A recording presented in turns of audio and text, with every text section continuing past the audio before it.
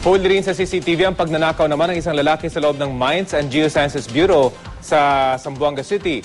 Ayon sa pulisya, posibleng ang lalaking ito rin daw ang responsable sa pagnanakaw sa opisina ng COMELEC at sa iba pang opisina ng gobyerno doon nitong mga nagdaang araw. Balitang hatid ni GMA News stringer JV Francisco.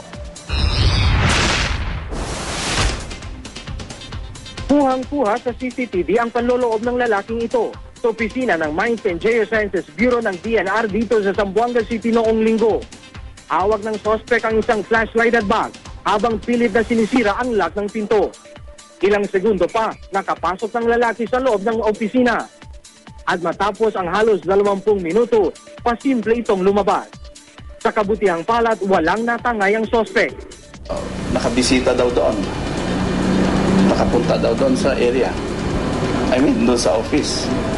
So, I'm confident na makukuha yan. I mean, again, I'll emphasize, mahuhuli. Ayon sa investigasyon ng pulisya, posible ang lalaki ring ito ang responsable sa pagtanakaw sa opisina ng COMELEC at National Labor Relations Commission noong linggo at Regional Office ng LTFRB at DOLE noong Lunes.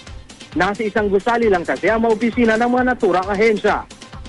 Tulad ng nangyaring panloloob sa opisina ng DNR, wala ring nakuha sa COMELEC office. Pero tinatayang aabot naman sa 80,000 piso ang halaga ng pera at 2 laptop na nakuha sa opisina ng LTFRB at DOLE. Patuloy ang isinasagawang investigasyon ng pulisya. Kumpiyansa naman ang mga otoridad na mahuhuli nilang suspect sa lalong madaling panahon. Government offices, obviously. Why? Because soft targets ito. Ang kanda, isang padlock lang. And so, kasi hindi naman, wala naman mananakaw dito eh. So lessons learned. Diba? You have to reinforce your physical security. Mas maganda nga yun eh.